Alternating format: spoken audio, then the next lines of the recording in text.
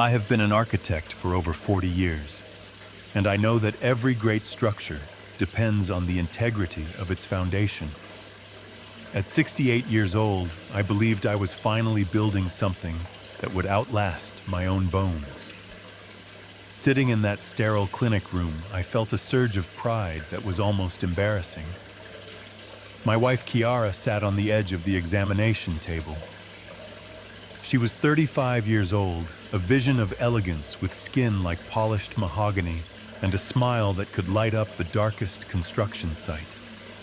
To the world, she was the perfect partner, a young woman who had brought life back into the weary heart of an old widower. However, as I looked at her, I felt a strange prickle at the back of my neck. Her beauty was too curated, her laughter was too melodic, and even her maternity clothes seemed like a costume designed for a lead actress. She was just too perfect. My best friend, Dr. Sterling Bennett, moved the transducer over her stomach with a practiced hand. We had grown up together in the same neighborhood, and I knew the rhythm of his breathing better than my own. Suddenly, his movements froze. The air in the room became heavy and cold. Sterling turned pale, his eyes darting toward the monitor before he abruptly flicked the power switch.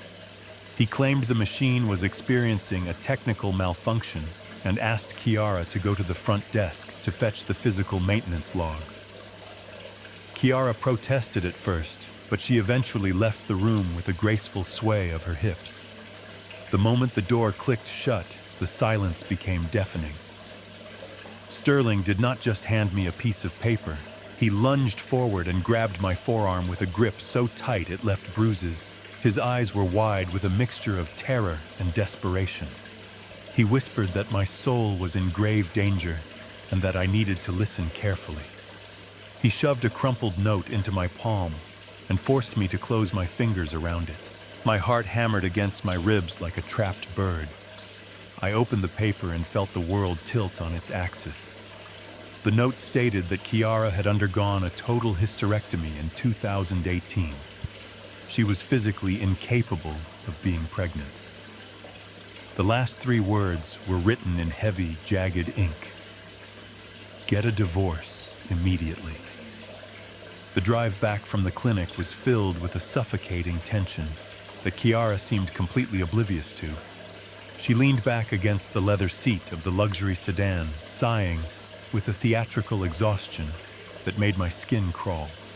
Her hand moved in slow, rhythmic circles over her stomach, a gesture that I once found endearing, but now viewed as a calculated performance. She turned to me with a soft, manipulative gaze and began to speak about our future.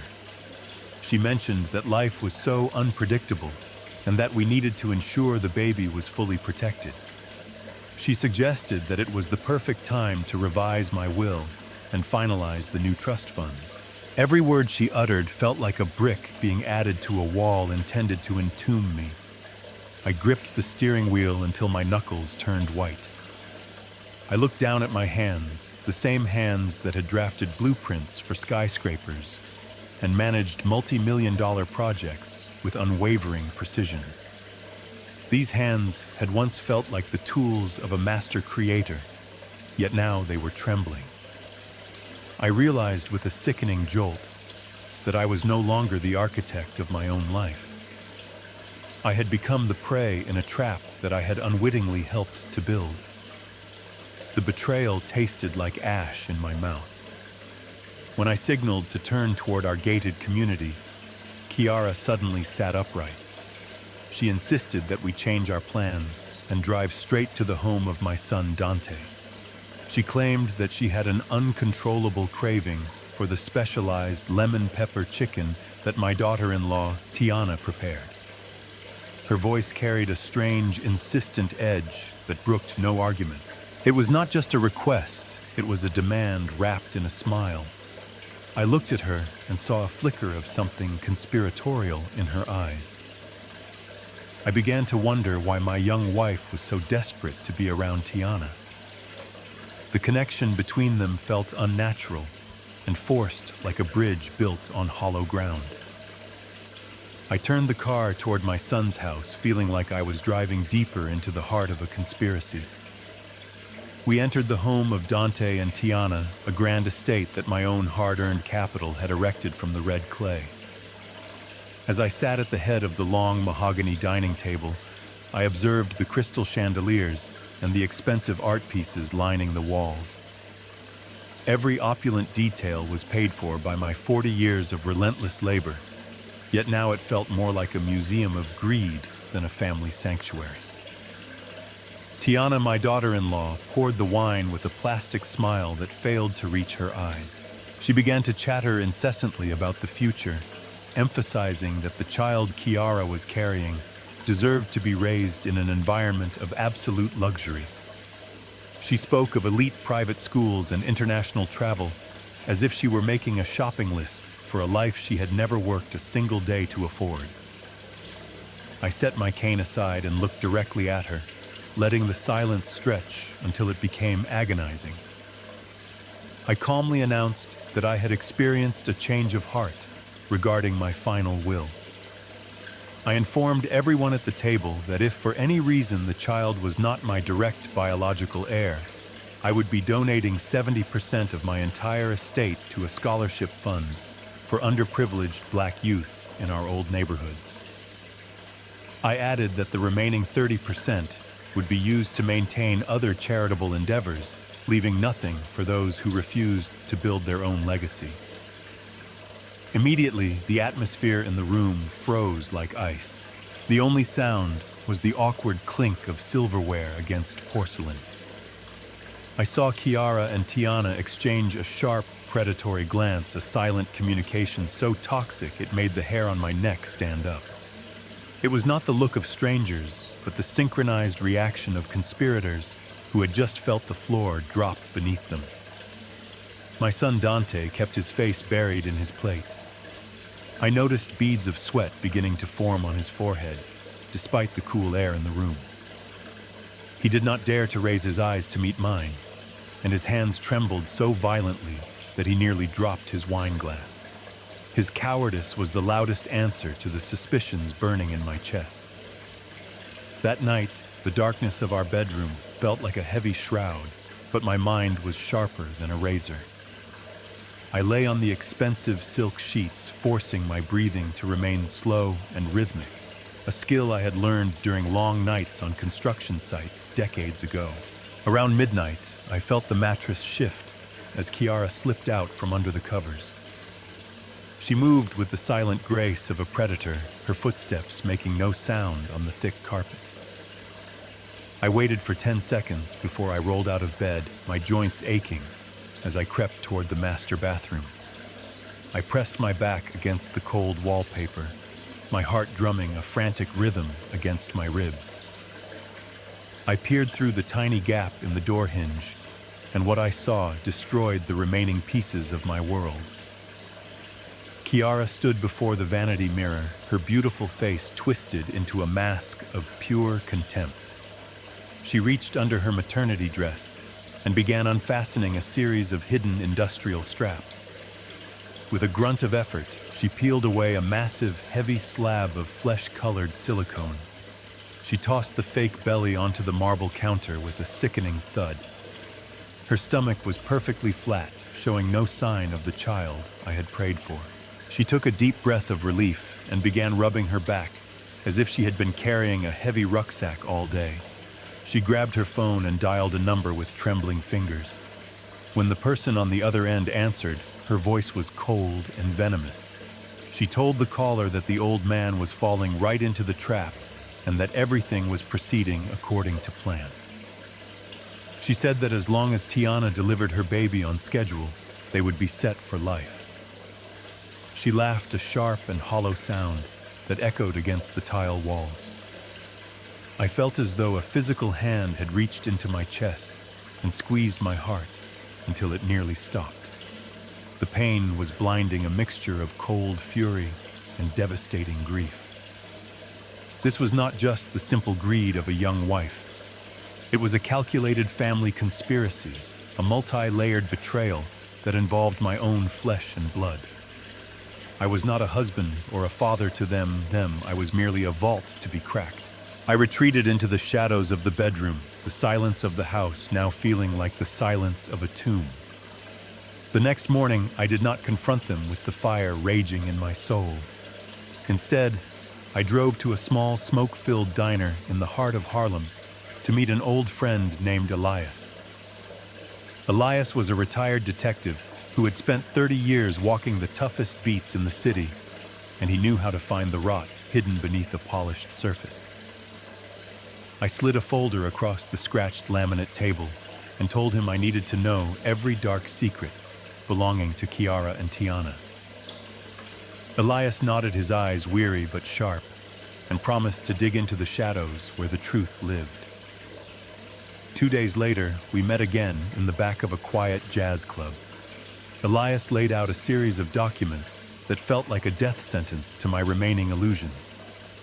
He had discovered that Kiara and Tiana were not strangers who happened to marry into the same family. They were actually half-sisters who shared the same mother and a long, sordid history of deception. They had a string of arrests for fraud and grand larceny across the deep South, stretching from Georgia to Alabama. They were professional predators who moved from one wealthy target to the next, weaving webs of lies to strip men of their dignity and their bank accounts. However, the most agonizing revelation concerned my own son, Dante. Elias produced bank statements and internal company memos that showed Dante had embezzled nearly $500,000 from the family firm to cover his gambling debts. Tiana had discovered his crimes and was using the information to blackmail him. My son, the boy I had raised with every advantage and taught to be a man of honor, had sold me out to save his own skin. He was helping them orchestrate this fake pregnancy and the theft of my estate just to keep his hollow title as director and avoid a prison cell. The realization that my own flesh and blood had put a price tag on my life was a blow more powerful than any physical strike. I sat in the dim light of the club, feeling the weight of my 68 years, knowing that the foundation of my family was not just cracked, but entirely hollow. The time had come to transform my home into a theater and my life into a trap. One evening, while the family gathered in the living room, I orchestrated a masterpiece of deception. I stood up from my leather chair, allowed my glass of expensive scotch to shatter on the floor, and let my body go limp. I collapsed onto the Persian rug with a heavy thud, twisting my face into a mask of agony while making my limbs twitch uncontrollably. When Kiara and Dante rushed to my side, I stared at the ceiling with vacant eyes and began to mumble incoherent strings of numbers and broken architectural terms. I pretended that the right side of my body was completely paralyzed, dragging my leg with a pathetic heaviness that seemed to convince them that the great Otis Washington was finally broken. During my supposed recovery, I played the part of a confused and dying old man. I insisted with a shaky and fragile voice that we all move to my isolated cabin by the lake. I told them I wanted to spend my final days surrounded by my family in the quiet woods to find peace before the end. They agreed with a suspicious eagerness, believing that an isolated cabin was the perfect place to pressure a senile man into signing away his empire. What they did not know was that I had spent the previous week secretly installing high-definition cameras and sensitive microphones in every single room of that cabin. Every corner was a witness, and every shadow was a recording device. The conflict deepened on our very first morning at the lake. From my bed, I watched a hidden monitor on my phone as Tiana prepared my morning tea in the kitchen. She looked around to ensure no one was watching before she pulled a small plastic vial from her pocket. She carefully tapped a fine white powder into my cup, stirring it with a cold and steady hand. When she brought the tray into my room, with a sugary, sweet smile, I felt a wave of pure horror. My own daughter-in-law was not just waiting for me to die, she was actively accelerating the process. I took the cup with a trembling hand and waited until she turned her back to pour the poison into the soil of a large potted plant. The game was no longer just about money. It had become a desperate struggle for my very survival. On the third day at the isolated lake cabin, a new character entered this deadly play.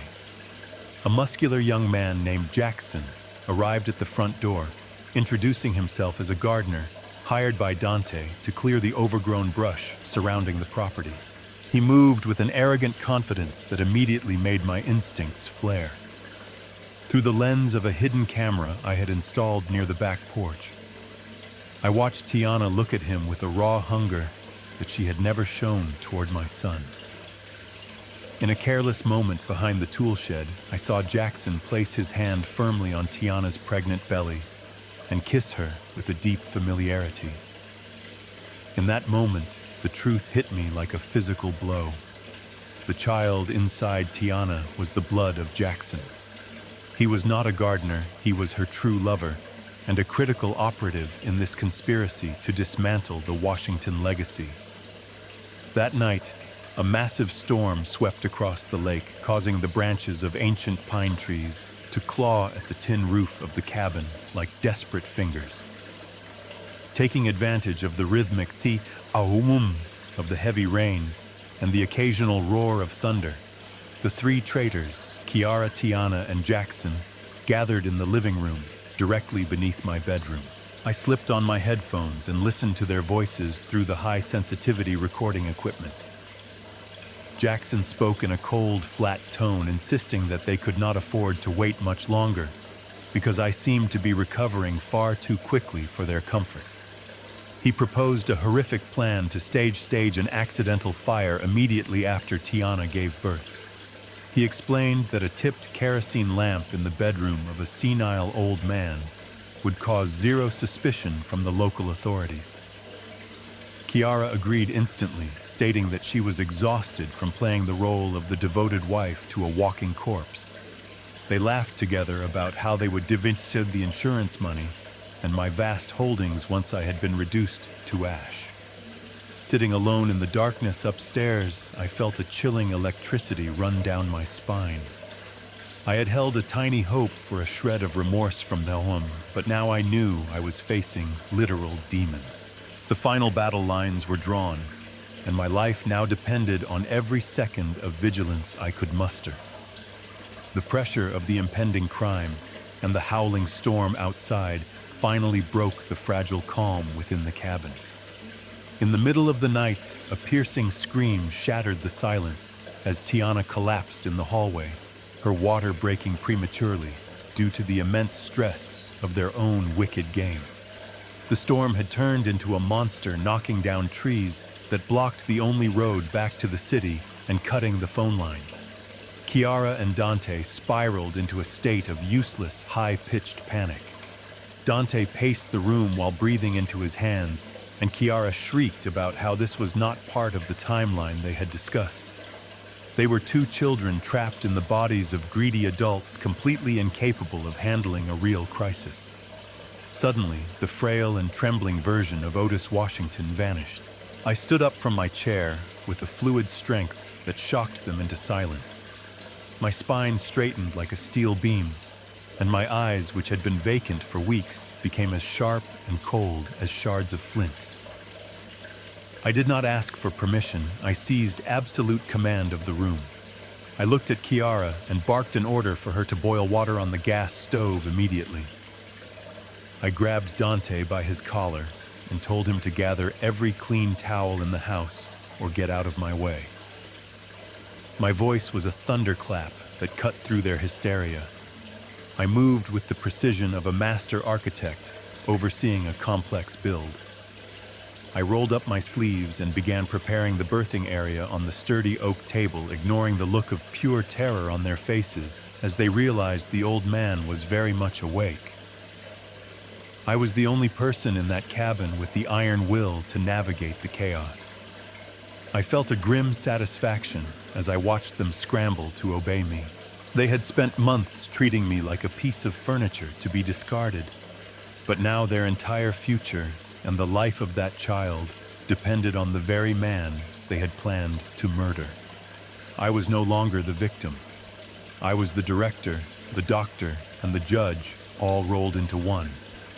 The cabin was filled with the heavy scent of rain and the agonizing cries of a woman whose lies were finally catching up to her. I worked with a cold and mechanical efficiency, guiding the birth, while the others stood paralyzed by the sheer weight of the moment. When the infant finally entered the world at 3 o'clock in the morning, a profound and terrible silence descended upon the room.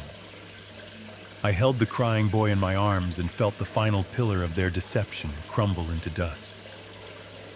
The child was pale, with skin as light as ivory and tufts of blonde hair that shimmered under the dim cabin lights. He was the living, breathing proof of a betrayal that went far beyond mere money. He was the undeniable evidence of Tiana's long affair with Jackson, a biological truth that no lawyer or forged document could ever erase. I looked at Tiana, whose face was a mask of pure horror, and then at Jackson, who moved toward the door as if he could escape the consequences of his actions. I did not flinch. I reached into my pocket and pressed a single button on my remote. Suddenly, the internal speakers of the cabin roared to life at a deafening volume. The air was filled with the recorded sounds of their own voices from the previous nights. The speakers broadcasted their cold discussions about poisoning my tea, their laughter regarding my supposed senility, and the detailed logistics of the accidental fire they had planned to murder me. Kiara began to scream, begging me to turn it off, but I stood there like a stone monument, watching them realize that the prey had been the hunter all along. The climax of my orchestration arrived as blue and red lights began to dance against the rain-soaked windows. Dr. Sterling Bennett had followed my instructions perfectly, bringing the authorities to our exact location just as the truth was revealed. The heavy thud of police boots on the porch signaled the end of their empire of shadows.